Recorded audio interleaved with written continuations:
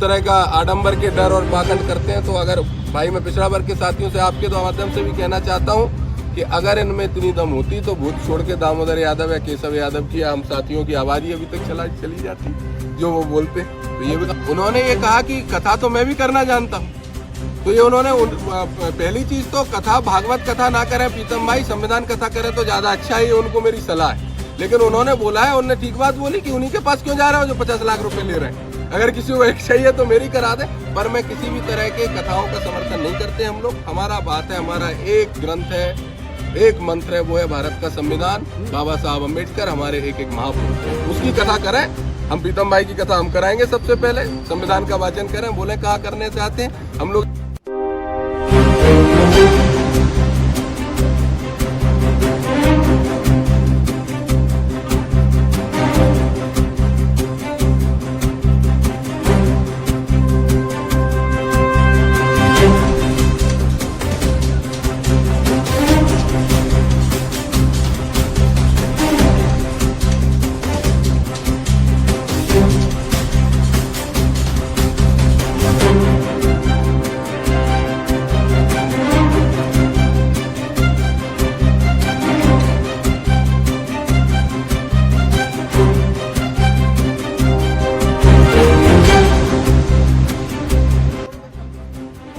नजर नहीं आता, इसलिए उनके काम है, फेमस होने के लिए कर रहे हैं, करते हैं। आज के जननायक के लिए तो नहीं गला फूल रचाना पड़े जी, बुंदेलखंड की कहावत है। हाँ, हमारे आज के जननायक दामोदर जी के लिए गला फूल रचाना पड़े। विरोधी तो बहुत हो गए, ठीक है ना, शायद आपके भी नहीं भाई, विरोधी हमारे बहुत, जब किसी भी बड़े मिशन मूवमेंट पे कोई व्यक्ति चलता है तो उसके समर्थक भी बनते हैं, विरोधी भी बनते हैं। हम लोग तो सिर पर कफन बांध के निकले हैं, हमें नुकसान की कोई चिंता नहीं है, क्योंकि नुकसान करें क्या हमारा, हम लोग तो पक्कड़ लोग हैं, बाप दादा की दी हुई जमीन से खर्च करके अपने काम चला रहे हैं। और रही नुकसान विरोधियों की बात, दुश्मनों की बात, तो हजारों साथी हैं, लाखों साथी हैं। अगर विरोधी 10 बन रहे हैं तो हमारे हजारों लाखों साथी हमारे मिशन मूवमेंट के लिए तैयार हो रहे हैं। और भाई रही डर की बात, जिस तरह का आडंबर के डर और पाखंड करते हैं, तो अगर भाई मैं पिछड़ा वर्ग के साथियों से आपके तो माध्यम से भी कहना चाहता हूँ कि अगर इनमें इतनी दम होती तो भूत छोड़ के दामोदर यादव या केशव यादव की हम साथियों की आवाज ही अभी तक चली जाती जो वो बोलते,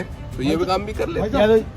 शिवपुरी के जो विधायक, शिवपुरी के पिछोर के विधायक हैं प्रीतम सिंह लोधी, वो भी पाखंडवाद के विरोधी हैं और आपकी विचारधारा से मिलते जुलते। अभी उनका कुछ ही दिन पहले एक वीडियो जारी हुआ है, किसी को भागवत कथा करवाना तो मेरे पास आए, मैं भागवत कथा करूंगा। तो क्या कहना चाहेंगे? उन्होंने ये कहा कि कथा तो मैं भी करना जानता हूँ, तो ये उन्होंने पहली चीज तो कथा भागवत कथा ना करें प्रीतम भाई, संविधान कथा करें तो ज्यादा अच्छा है, उनको मेरी सलाह है। लेकिन उन्होंने बोला है, उन्होंने ठीक बात बोली कि उन्हीं के पास क्यों जा रहे हो जो 50 लाख रुपए ले रहे हैं। अगर किसी को एक चाहिए तो मेरी करा दे, पर मैं किसी भी तरह के कथाओं का समर्थन नहीं करते हम लोग। हमारा बात है, हमारा एक ग्रंथ है, एक मंत्र है, वो है भारत का संविधान, बाबा साहब अम्बेडकर हमारे एक एक महापुरुष, उसकी कथा करें। हम प्रीतम भाई की कथा हम कराएंगे, सबसे पहले संविधान का वाचन करें, बोले कहाँ करने चाहते हैं। हम लोग जब पिछोर भी गए थे तब भी उनको बोल के आए हैं कि आप जब पिछोर आए, आप ये आडंबर पाखंड की बात ना करें, उनको हम स्वागत करेंगे। अगर वो नीला झंडा डालें और ओरिजिनल विचारधारा से हमारे बीच साथ आए जैसे पहले थे और उसको आगे बढ़ाएं, तो हम उनका स्वागत करेंगे। संविधान की कथा कराएं, सबसे पहले केशव यादव उनकी कथा करें। यादव जी, एक आखिरी सवाल था, यूजीसी में ओबीसी को शामिल किया तो सवर्ण लाभी में बड़ी पेट में मरुड़ हुई, अभी SC/ST से परेशान थे, अब ओबीसी को भी उसी कैटेगरी में डाल दिया। क्या मानते हैं, यूजीसी कितना लाभदायक है? भाई मुझे एक बात बताइए कि जिस लॉबी को पेट में दर्द हुआ, अगर वो SC/ST से परेशान था तो कोर्ट ने ऐसा क्यों बोला कि इन नियमों में सख्ती की आवश्यकता है? 118% SC/ST के लोगों के खिलाफ जातिगत प्रताड़ना शैक्षणिक संस्थाओं में क्यों बढ़ी? तो परेशान वो थे कि परेशान हम लोग हैं। और जैसे ही ओबीसी की बात आई, ये तो ओबीसी को समझना चाहिए, उनके पेट में दर्द होने लगा, जबकि ऐसा कुछ भी नहीं है उसमें कि उनके साथ अन्याय हो जाएगा। पर ओबीसी सबसे ज्यादा नफरत उन लोगों का एक ही सिस्टम है जिनको विरोध करना है। उन्होंने हमेशा हम लोगों को बांट रखा है और हमेशा कभी भी जब भी आडंबर पाखंड का विरोध होता था तो वो ओबीसी को ही आगे कर देते थे।